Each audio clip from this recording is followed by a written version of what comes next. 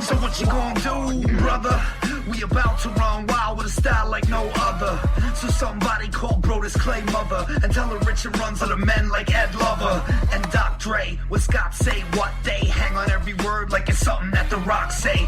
No JR, but they talking wrestling. We bring the noise with the boys, so we Dalton Castle. So masculine, oozing machismo, mutton chop shop, Gran Turismo. No free throws, snarl hoops and heels. It's D-Bras retirement, give me the super feels. Straight shoot, it's real. Drop a pipe bomb, get ready to bull like the Rock's right arm. So stay calm, tranquilo, I'll go Naito and give him Destino. And we know that you chumps ain't ready for the heartbreak runs and the Cuban Genetti. They drop it heavy, tag team it like Teddy. Long go strong with the heat like Eddie.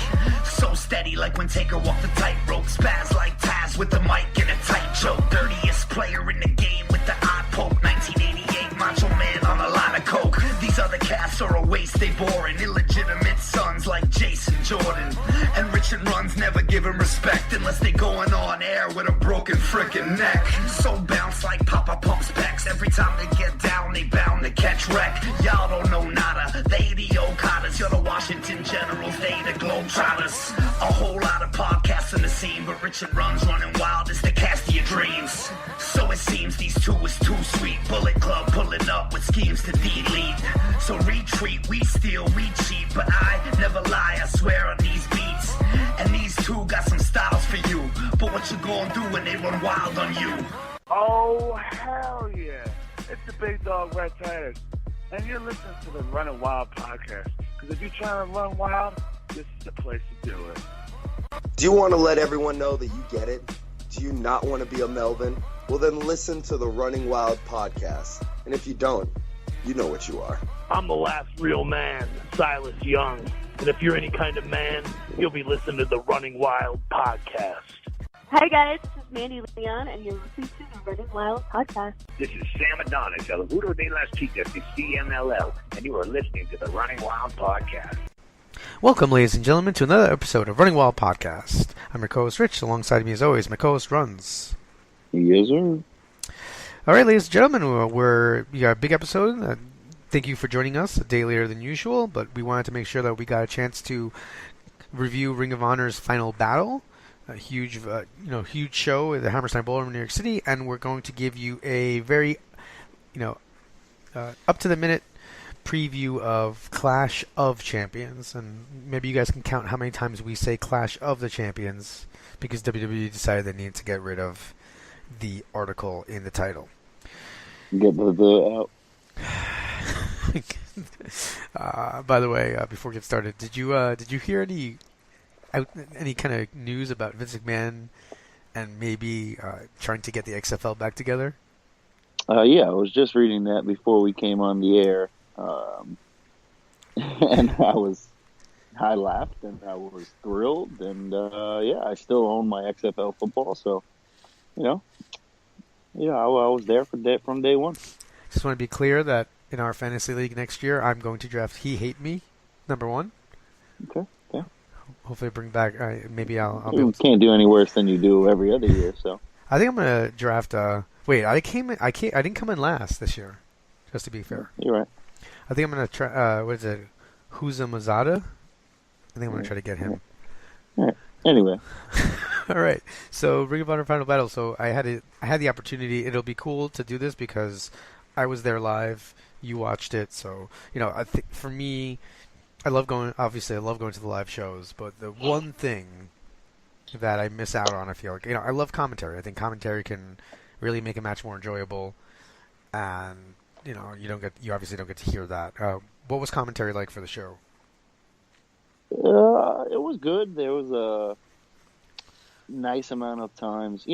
I watched this while I was doing other things, but there was a nice amount of times where the commentators made sense of something for you, and you didn't have to think about it or anything like that. I'm hopeful that as we talk about the matches, I may remember some of the things specifically, but if not, just whatever, catch them for yourselves. But the commentary was good, as Riccaboni and Cabana usually are, at least to me. I love those guys together. I think that not only the informative, but for me, it's like the references to random like 90s songs and things like that that pop me huge. So Right. I think there are times where a match could be a little maybe more dead, but some of the random stuff they say really gets me into it. All right, so I'll start by just quickly. You didn't get a chance to see this, but the pre-show was Cheeseburger and a mystery opponent versus partner versus the Dogs. That mystery partner ended up being Delirious. Oh, jeez. So I was actually walking in as this was like just getting underway. So I kind of missed like the opening segment, and I missed the announcement that that it was Delirious, but they ended up taking on the Dogs, and much to I was very happy to see that the Dogs came out on top on this one. You know, just kind of a comedy match. I mean, towards the end, you know, a lot of the things that Ferrara and Titus are doing. I think it works. I mean, personally, I really like it. But at the same time, I mean, I'm not sure if it's everybody's cup of tea. And it was a little weird because the only thing that, I mean, I thought was kind of weird about it was that, you know, Cheeseburger's pretty over in Philly and in New York. And if it's a pre-show match, unless they're using it for TV down the line, I don't know why you don't just give Cheeseburger the win here to pop the crowd a little bit. Well, because you're somewhat building the Dogs up as that undercard team. So I mean, I like it. That's why. I'm a Dog fan, so I'm going to tell you that I was happy with the result, but just I'm trying to be objective about this one match. I won't be objective about two more matches as we go along. Then you had Gresham versus Woods, and the one thing I really like about Gresham is I just feel like whether he's wrestling somebody who's closer to his size or somebody who's much bigger than him, like he makes it believable. Like it's kind of like when you create a wrestler in WWE 2K18 or whatever game, and I like to give my guy non-lifting moves, right? So that all the moves that I can, you know, hit on the guy look believable. I'm not going to body slam John Cena, you know? And I really enjoy that about him. And I thought Woods did a good job here of kind of standing toe-to-toe with Gresham in terms of the technical stuff. Kind of shows off his... I don't know, he's got that MMA background, but he's, you know... He's quick to really kind of go into those chain reversals, so I like that. And Gresham came away with the win, which I think is what should have happened. So now, for what you saw... listen, for my money, I think that the opener may have been the match of the night. I'm gonna add. I'm openly. I've really liked Taven's work recently. They've been having him wrestle more singles matches. I thought we talked about this before when we did a preview. He wrestled Flip Gordon on a VOD that I thought really was a kind of a preview to this match because it was like him grounding the high flyer and the Kingdom helping out and him being very heel. But I thought it really worked well. You know, the crowd was excited to have Ospreay come out. I mean, they were really going... Listen, the upper deck section where I was sitting, I was like maybe one of two people.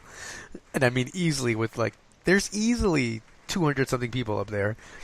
Me and some other guy are just clapping for Taven as he comes out, and everybody else is like booing him and chanting for Ospreay. So it was a nice moment when Taven ended up winning, and me and this guy are going crazy, and everybody else is just staring at us like, what are you doing? And I like that because I think Taven, to me, that proves how much of a heel Taven really is.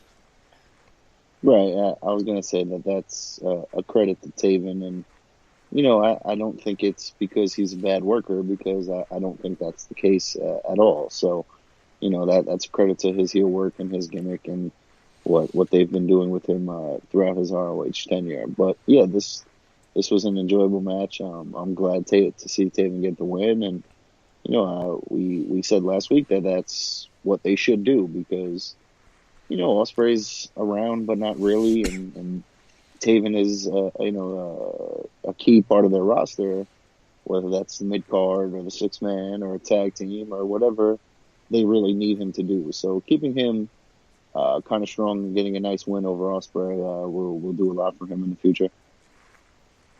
Yeah, I totally agree. I mean, I think Ospreay is on his way out of New Japan and Ring of Honor. All right, did we talk about this last week, that he's going to be wrestling for CCW during WrestleMania weekend? Which would mean that his U.S. contract isn't exclusive anymore with Ring of Honor. Right. So I think he could be taking, maybe he's going to be taking Paul Heyman's offer from all those years ago with the Evolve contract. I doubt it. All right. No, just I'm telling you, we could see him. Evolve's got some sort of game-changing announcement that they're teasing online, so we'll know by the end of this week or the next coming week, as we're taping on Saturday night. Yeah. All right. So next match, War Machine versus The Addiction. I forgot who we called. I mean, I wouldn't have been surprised, like I said, if The Addiction won here, and their loss does make sense for later on. And like, they ended up losing here, and then they come out later with Scorpio Sky and kind of attack the Hung Bucks. So it made sense for them to lose, get angry, grab somebody, and come out and make a statement later on. War Machine goes over. I mean, look, The Addiction, they work really well in tag team matches. I love War Machine stuff. I thought this was fun, and the crowd was still really up for it. So, man, Hansen's tope, suicide dive to the outside, like to help solidify the win. I mean, that's just believable, you know. Like, and it's crazy to see him fly through the ropes like that. Right. War Machine is always entertaining. So is The Addiction. So we knew what we were getting going into this, and it delivered. It was a great match, and War Machine getting the win is, makes perfect sense. And like you said, The Addiction getting mad and grabbing a partner, I'm not sure that Harold from Anger Management was where I would have went, but, whatever. I can't even. I'm just going to go to the next match. Jay Lethal versus Marty Scurll. So, if I had to pick a close second, a 1B for my second favorite match of the night, it's this one. I was legitimately shocked that it turned out the way it did. At the end of the match, basically, Scurll grabs an umbrella, Todd Sinclair takes it away, so he grabs a second umbrella. He ends up cracking Lethal, and then in some little mix-up later on, Lethal takes advantage that Sinclair's not looking and just kicks him right through the upright, Scurll right in the ding-ding, and ends up winning the match after that. So, after this build felt like you were going to have Lethal not be a villain and lose because of it, and instead he wins. I don't want to say it's a head scratcher because he's former Ring of Honor champion. He's a big, he's one of the top stars in Ring of Honor. But I just thought that either this continues, I think, right, or maybe it's like a no DQ match later or something like that, some sort of stipulation, because I don't see this just being a clean victory over Scurll and that's it. Yeah, I mean, the way that they built this on commentary or with the package, I heard all the clips of, Marty saying, well, to beat me, you're going to have to resort to that sort of thing. So the fact that came true, Marty has a gripe, and that's got to lead to something down the line. With a little bit of what happened later on with Silas Young, I also wouldn't be surprised to see Lethal challenge for the TV title sooner than later because of his history with Silas and all of that, So that just makes sense. And if that's where we go as a holdover until he faces Scurll again, or somewhere wherever down the line, it makes sense for him to get the win here and be able to challenge Silas or whatever, get that heat or turn heel or whatever's coming from this. Yeah, I think something's got to come out of it. I think you're right. And I really, by the way, we didn't touch on this yet. What did you think about the entrances? I thought it really felt like WrestleMania-y, It really felt like Final Battle. I don't think last year they were as crazy elaborate. I mean, you had the chariots, I think, for Dalton last year. It did, but I felt like every other guy had an entrance or something different. And I get that, at WrestleMania, that's part of what happens, but I feel it's saved for the bigger guys and the bigger matches and stuff like that. Whereas this was kind of like everyone, Yeah, I get it. I mean, Like, did anyone have a cool entrance and win? Trying to Like think. Castle, yeah, but Castle. I thought Taven's is pretty cool. They like killed someone on the ramp, right? I mean, I couldn't. There was actually Ring of Honor went a little bit.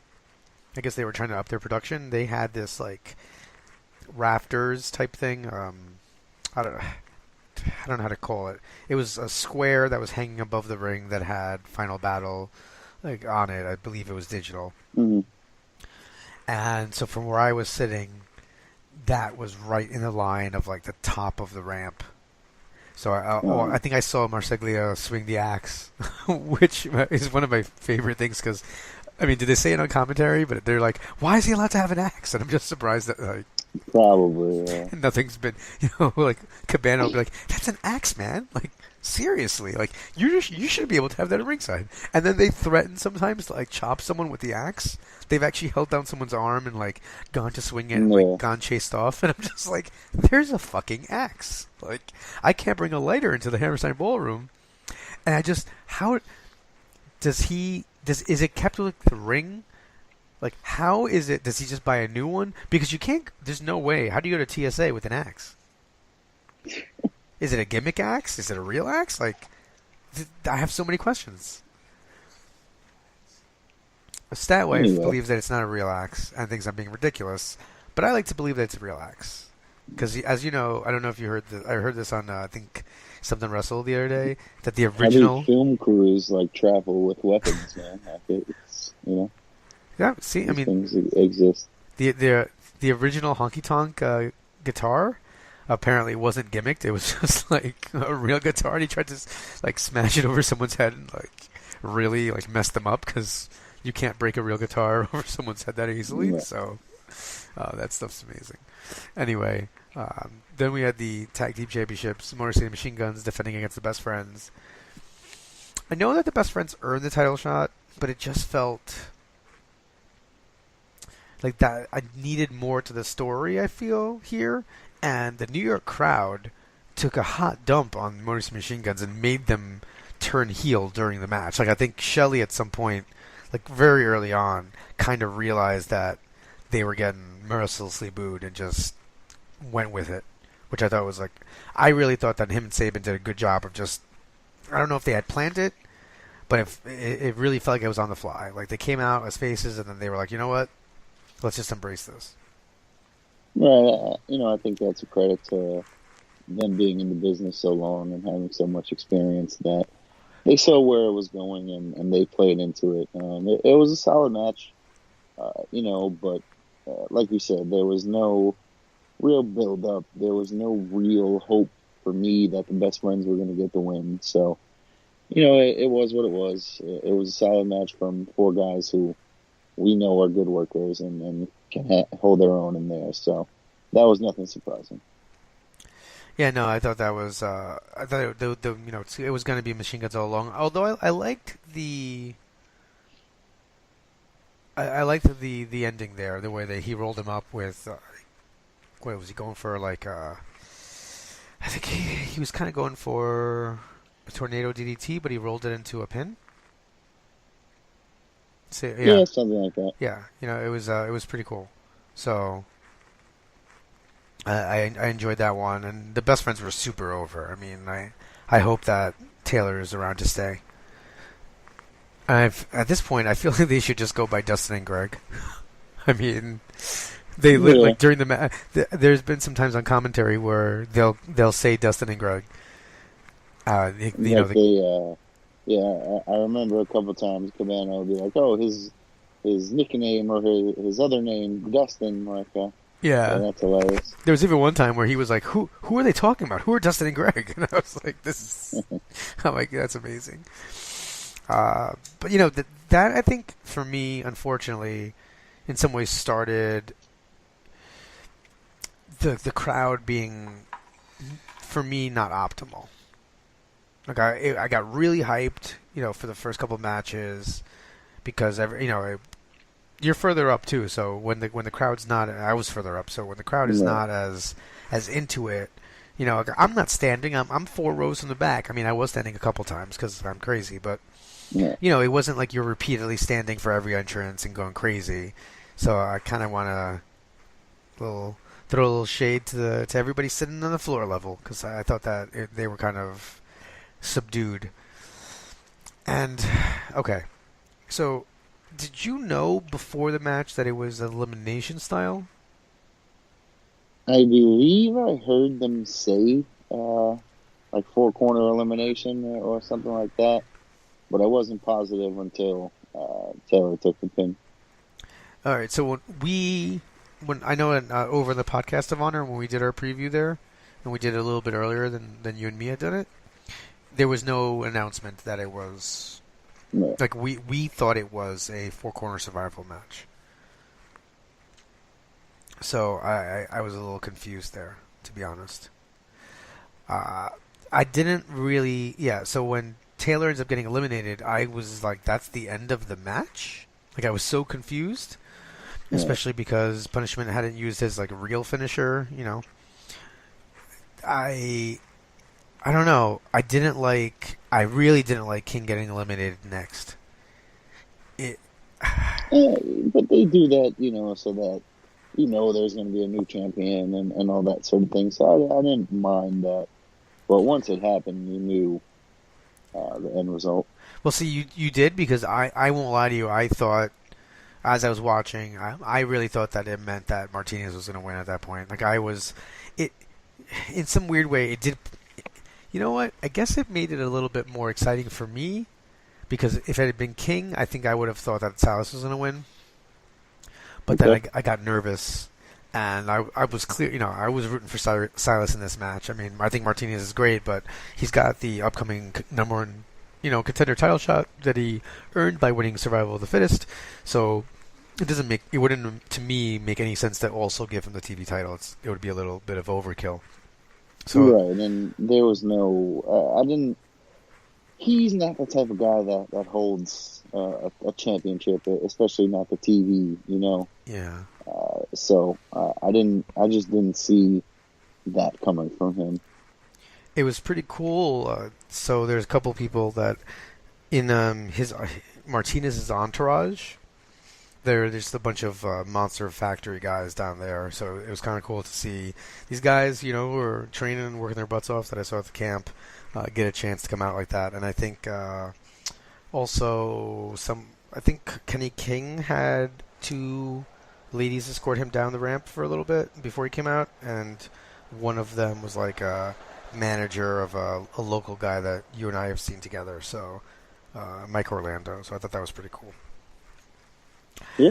But yeah, I didn't like the structure of the match. I liked who won, but I really just didn't. I don't know. It felt a little weird. The crowd was really kind of dead for this one in many spots. The crowd then definitely super popped when Beer City Bruiser interrupted the pinfall.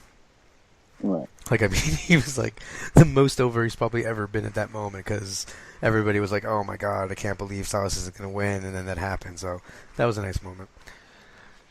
And then you had the street fight, Bully Ray and Tommy Dreamer versus the Briscoes. This just felt like a beatdown. I mean, I didn't really feel like at any point it really seemed like, basically they kind of sold that Bully got concussed. I mean, before that... Yeah, I mean, he was busted wide open and all of that. But, last week we said that's what this was going to be, and the Briscoes were just going to kill them, and that was going to be the end of it. So I wasn't really expecting anything less, and I got exactly what I thought was going to happen, and the crowd didn't... I'm not sure if the crowd didn't care because it was 2 legends who were, like, getting beat down by these vicious thugs, or if they just didn't care because they didn't care. It was quiet and it was weird, but, you could always sell that as a kudo to the Briscoes doing such a good job as heels, but I'm not sure. Yeah, it was weird. It almost, and when the Briscoes were coming out, people were, really cheering them. You had, like, loud man up chants. So it's like this. It's almost like people like them more because they were doing this. Yeah, but afterwards, then they didn't. So Yeah, no, it was weird. And then Bully putting I don't know.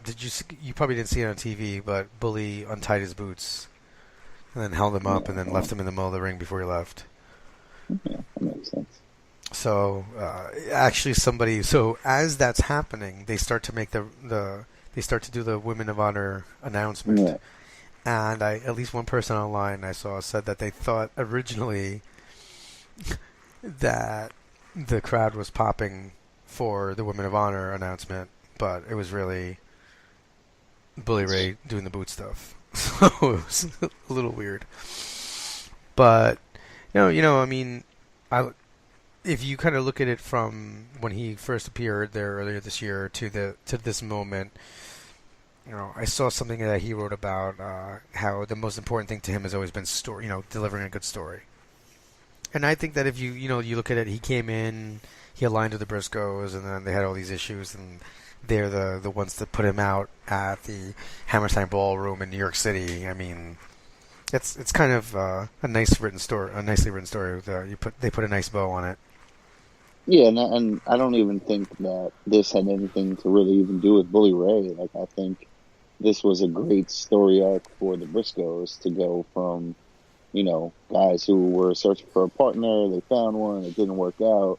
Now they turned on him, now they ended his career. They went from being baby faces who were kind of, in the middle of nowhere doing nothing to now two very hot heels, hopefully, on the next shows and, having some meaningful matches for the tag titles or stuff like that. Yeah. I'm excited to see, like I said, I think I said it with you last time, but I haven't seen the Briscoes as nasty heels, so it's just really cool to be able to see, to be honest with you. And then you had the 6-man match. I don't know. So, all right, this is probably going to irritate you, but I've been watching a good deal of Dragon Lee and Titan. I mean, Dragon Lee was at Final Battle last year, and I thought he was in part of one of the best matches on the card against Ospreay and Skrull. And this year he comes back. He's with Titan. I mean, with Flip Gordon and against the Hunt Bucks. This is set up to be a very athletic match, and it was. But at the same time, I thought that they could have gotten a little bit more time. Yeah, I'm not sure if things ran over on the first half or 3/4 of the card or whatever, but yeah, these last two matches were nowhere near as long as they needed to be or should have been. And, it's watching people flip and all that kind of stuff is great, but like when everyone's doing flips and then Adam Page does a flip, it's like, oh, well, who gives a shit about the other guys doing the flips when this guy is bigger than all of them and doing similar things? You know what I mean? Mm-hmm. So it helps and hurts, but whatever. It was a fun match. That's what the Bullet Club is. At this point, I was kind of just like, all right, what the hell is going to happen in this main event? Because it's Final Battle. I'm not sure Castle is going to win, and that means someone's coming out or someone's showing up, or so I was kind of just anticipating like, oh, maybe this is where we get Kenny and Cody having a face-off or something of that nature. So I think that hurt this match for me at home, at least, because I was just anticipating the main event. Yeah, I mean, it's tough on a card like this. How do you space the matches out? Where do you put them? Just why? Yeah, like why was this the match before the main? I don't know, what else do you put there? You don't want to put the TV title there because you don't want to have back-to-back new champions, right? No, but you could have put the tags. You could have put, I don't know. Yeah, I could have seen the tag team championship match there. You do need a little, but I think one of the reasons they put them there is because they do a little bit of the comedy stuff. Obviously the where do you think you're going and all that, and that it separates it from the other matches being so serious. It was a different match, right? It was a different match than the main event was going to be. But still, speaking of different, it suffered. Yeah. speaking of different, why did Cody bleach his hair? Now, my immediate reaction was, literally, I was like, he's bleeding. Like it felt like 30 seconds into the match, that was absolutely accurate. So this was another match that really felt rushed, and the video packages and promos were building this up. Like, Castle has had a couple of opportunities and they've been taken away, they've been stolen, or he's come up short, and this was kind of his final battle and all of that. So they built up to that story, and then I don't feel like he earned anything in this match. I really didn't enjoy it. The crowd didn't really pop when he won as much as they should have, and maybe it was muted on the TV, but maybe it was louder there. You'll have to speak on the reaction to that, but I really it fell flat to me, and it was way too short in my opinion. And I don't know. It wasn't the moment that it should have been for Dalton, and it didn't work in my opinion. So it's weird because this is the second final battle of been two in a row where you're a new champion crowned, and where right after the title, the match is over, like, the immediate reaction wasn't as loud as I thought it would have been. I think there was some shock this year. I mean, because I was walking and thinking, listen, I know that it seems like it's Dalton's time, but I just didn't think he was going to do it there. Right. I thought Cody, especially with Cody, we talked about Cody attacking Kota Ibushi, kind of making that more serious. I thought there's no chance that it's going to be Dalton going to Wrestle Kingdom. So when it happened, I mean, I'm a huge fan of Castle. Ditto. But I was sitting, I was like, what? Like, what? He won? Like, I was just a little taken aback for a second. And then once, like, the confetti started falling, and, he ended up cutting a post-match promo, which, was that on the air? No, I actually left the stream on, and, like, a little piece of it, like, just came on with a black screen, and, like, you could hear Dalton talking. But, yeah, I didn't really catch any of it. No, he was talking about, like, how he could barely hold the title up, like, everything's tired, and, like, and things like that, and then how thankful he was. It wasn't even that long a match. How long was the match? Do you know? I'm never good like that, but if it's definitely, it's no more. I don't think it was any more than 15 minutes. If even, yeah. Because I was looking. Okay, so part of it was. Maybe it was me paying half attention, or I don't know, but, like, I don't remember Dalton being in like distress and fighting back and overcoming. I don't remember that story being told, and that's the babyface. Yeah, that's what you need. I mean, I think part of this also, and I'm why do you think Ring of Honor runs this pay-per-view on a Friday at 9? Is it because it's Friday?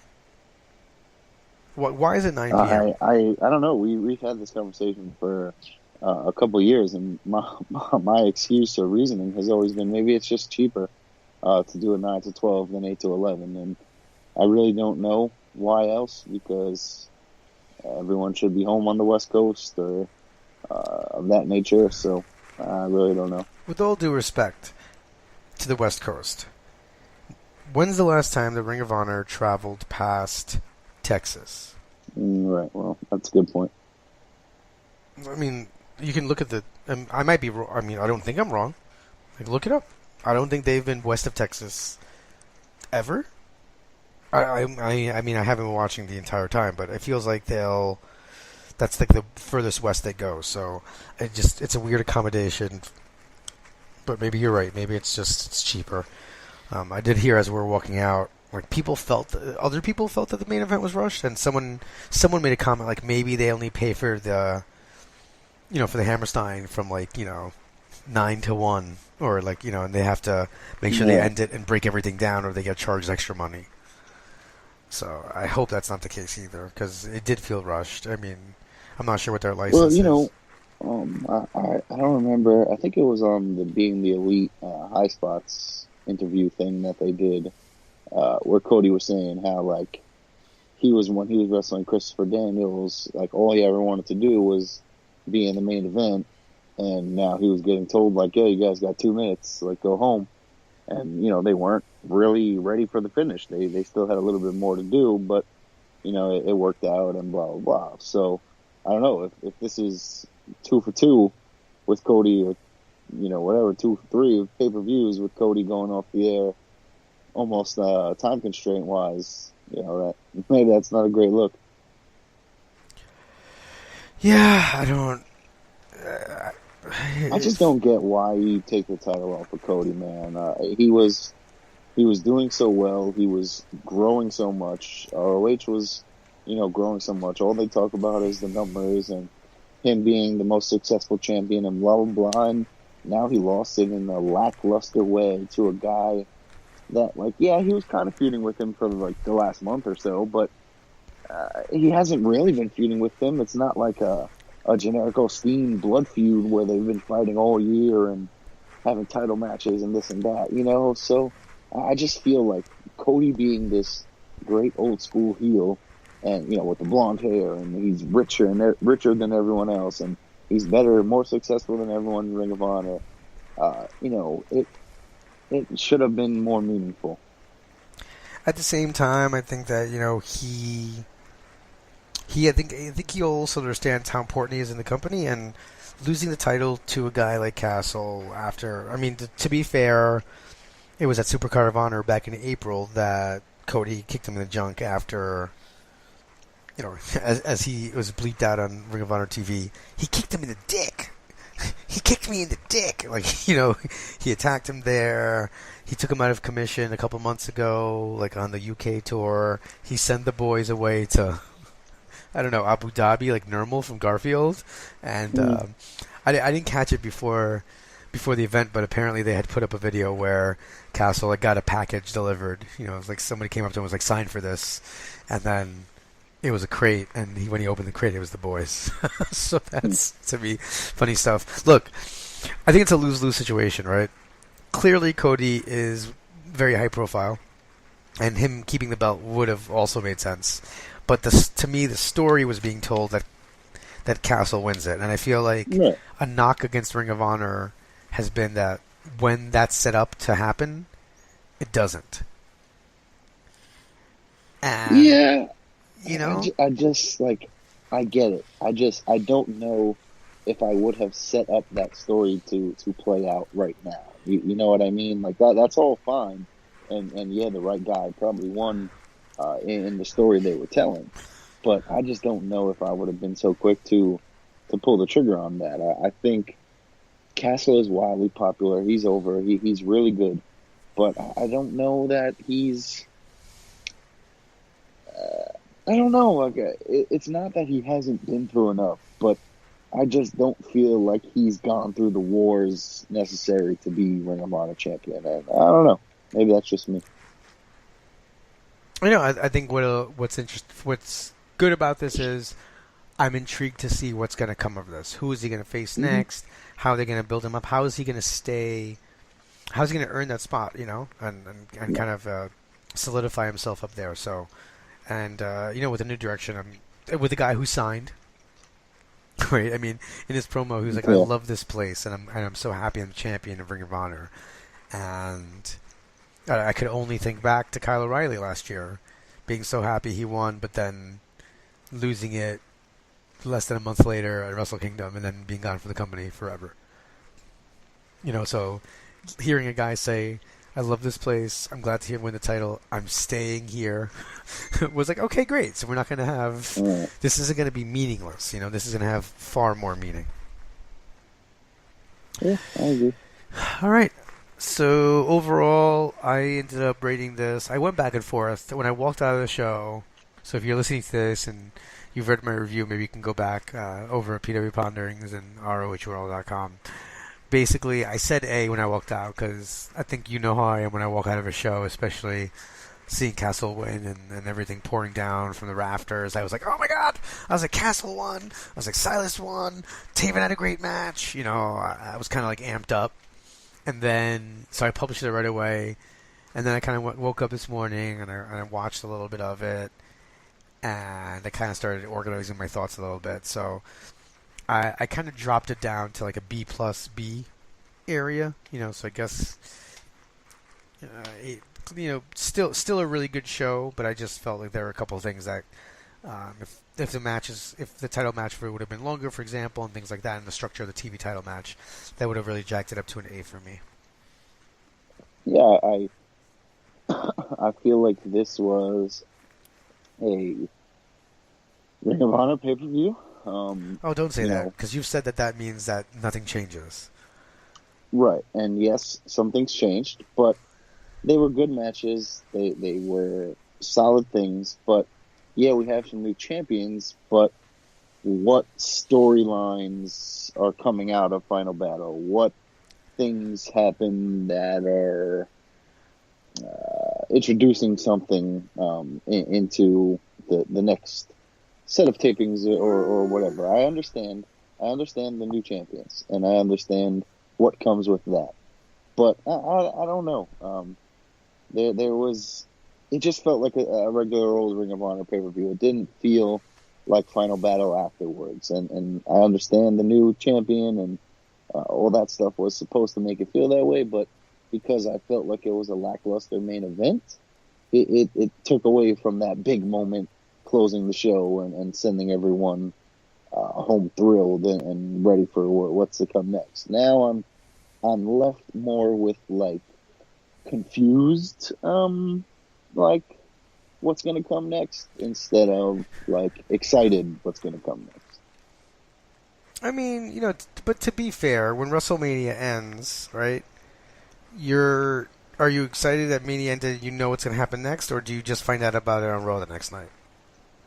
I'm thrilled to see what's going to happen on Raw the next night or SmackDown on Tuesday.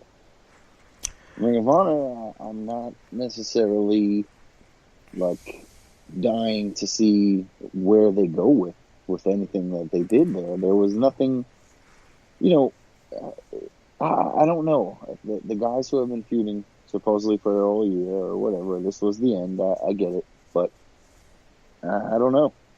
There was, I guess, at that show, you're always anticipating something, right? Something big, something great, something that's going to make that show stand out from every other show that you put on that year. And whether WrestleMania does that with the grand stage and the fireworks or, a big moment, a great match, something like that. I didn't feel like everyone went out to Final Battle to put on a crazy match and put on the best match of the night and have the best Final Battle match.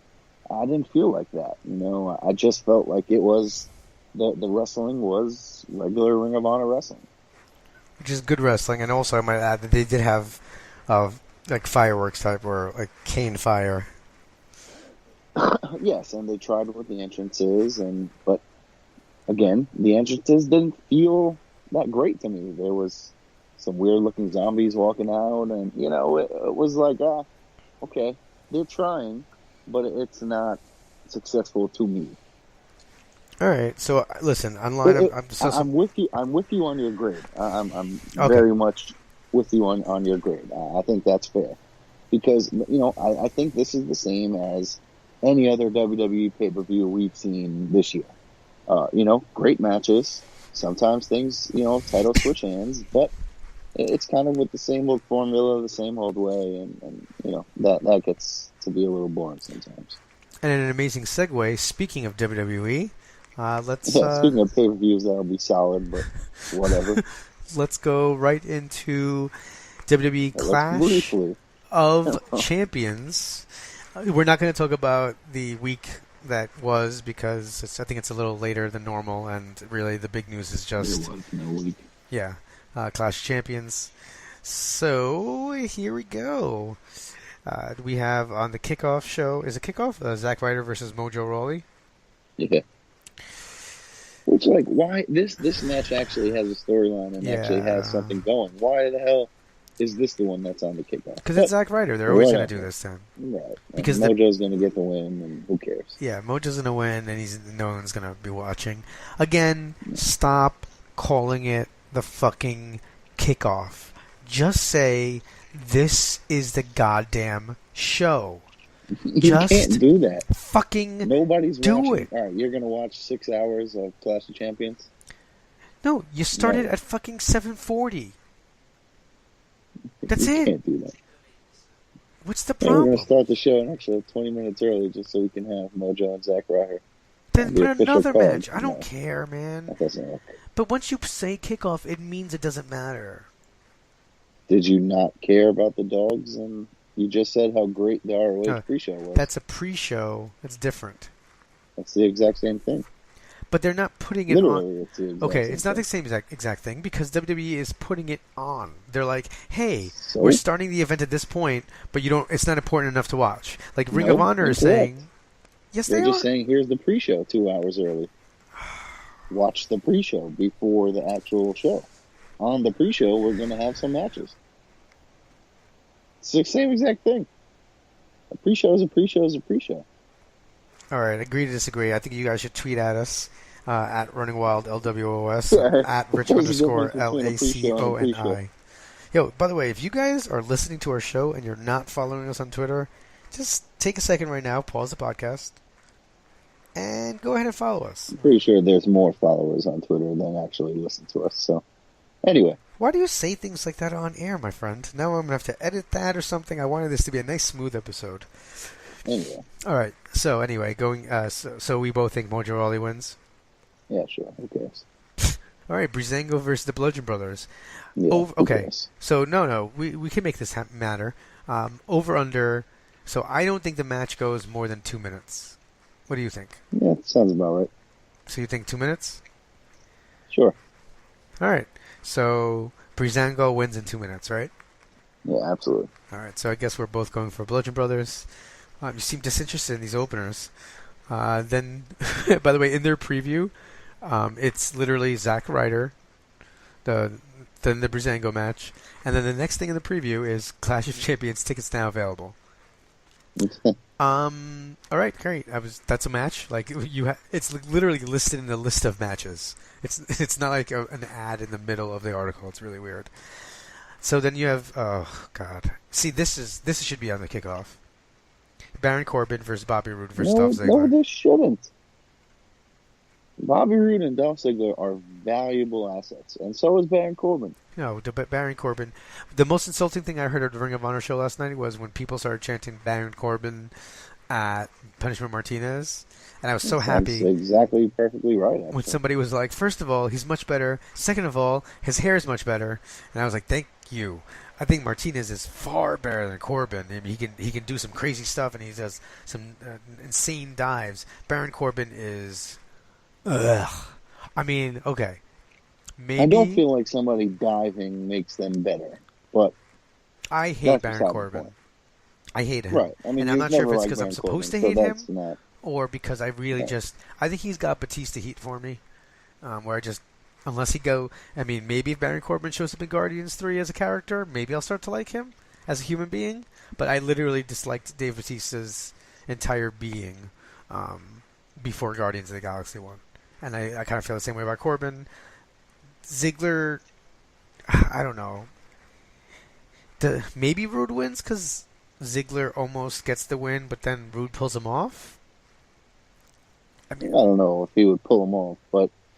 Yeah, I could see Bobby Roode getting the win here some way. I don't think Corbin is doing anything with the belt, and I think Roode would help it. On the Edge of Christian, I believe we talked about last week, Dolph was saying how he had to make a decision on his career very soon, and he kept laughing as he was saying in the very near future. So, it's got to be coming up pretty soon. His contract in WWE, and he's going to decide if he's going to stay there or go somewhere else. So that'll be interesting to see coming down the road. But, you know, I love Dolph. He's awesome at what he does. And it's a shame if he has to leave because he's not getting a push very similar to Cody. And, you know, I'm sure we'll see similar things from him on the Indies. If that's what happens. But, yeah, I'll just go through just because why not? All right, so we're in agreement so far. Next, we have Randy Orton and Shin versus Kevin Owens and Sami Zayn, Shane McMahon, and Daniel Bryan, special guest referees. And if Owens and Zayn lose, they are forced to they're fired from WWE. I mean, if this doesn't turn out that basically Bryan helps them win in some way by making sure that Shane doesn't go against them and cost them the match, then I don't know what to think. It just seems like it's perfectly painted for that situation. Yeah, and I don't even know if it has to be intentional or, you know, Shane tries to do something and Daniel, stops him to be fair, and then somehow, you know, they end up getting the win. But, I could also see them losing and just buying tickets or going to Raw or whatever the case. You know, it could go either way. So it's not like there's a guaranteed winner here, but I'm hoping Owens and Zayn get the win, but it's probably going to be at the cost of Nakamura, and that's unfortunate. I mean, imagine they both get fired, and then they both show up on 205 Live in masks. Yeah, anyway. Are you calling Ring of Honor 205 Live? Is that what you're doing? Listen, I want fucking El Generico back. That's all I want, man. That's all I want. Best of luck. By the way, the viewing audience can't see it. Also, El Generico is announced for mid-match, mixed match challenge, so I'm not sure. Oh, that's right. We didn't talk will be going anywhere. We didn't talk about mixed match challenge. I don't. Yeah, there'll be a mixed tag match tournament, and it'll be a lot of fun. Okay, anyway. Yeah, it's not true. Don't lie. Don't lie to the audience. I'm actually looking forward to it. I actually think it will be a lot of fun. Yeah, I saw somewhere Joe caught a lot of flack online this week because he said whoever my partner will be can just stand in the corner and I'll take care of business. Man. Did you see that? On. People went nuts, man. I saw him say, I'm glad I have a towel handler because I'm just going to dismantle whatever man is in this tournament. Are you kidding me? Okay. He didn't say anything wrong, man. He didn't demean women. He didn't say because she's a woman, she's going to hold my towel. He would have said that if it was a man, a gorilla, a giraffe, anything. Yeah, I know. I think people were making too much out of something that wasn't there. It's just a lot of hypersensitivity, I think, personally. Yeah. Then you have the SmackDown Tag Team Champions, the Usos, defending against the New Day, Shelton Benjamin and Chad Gable, and the team of Rusev and Aiden English. Yeah. I don't like title switches in a 4-way. That's not elimination. So yeah, and I mean they've been trying to get, or I think they've done a good job getting the team of Rusev and Aiden English over. They have some good wins. They beat the Usos and they beat New Day in back-to-back weeks. So that was a good way to put them over to set them up for this match. But I don't see them winning. Maybe I'm wrong, but this one could be good. But who knows? Yeah, the only thing that would make me excited about this match is if Rusev and English win. Right. That's about it. Other than that, I think the Usos retain. Then you have Flair versus Natalya in a lumberjack match. Is there any way Charlotte loses? I don't believe so. I mean, I think I don't want to see Charlotte and Natalya right now. I don't know. It kind of gets. I hope this is the last one for a while, but I never feel like a lumberjack is the blow off to a feud. So I feel like Charlotte wins, but because of some craziness on the outside or something like that, and then somehow Natalya gets another title shot. And the end to what I think is a underwhelming card is AJ Styles versus Jinder Mahal. AJ wins. It's this is what it is. It'll be solid, I guess. They've been having a fun feud, so we'll see what happens. I'm hopeful that AJ retains and we go into the Rumble and Mania with him as the champion. Yeah, no, that's the only thing I think. I've heard crazy theories about Mahal possibly winning it back or something, but I just don't see it happen. The only way I would have seen it happening is if when AJ ended up attacking the Singh brothers right after Mahal attacked them, and they were like offering their services to him.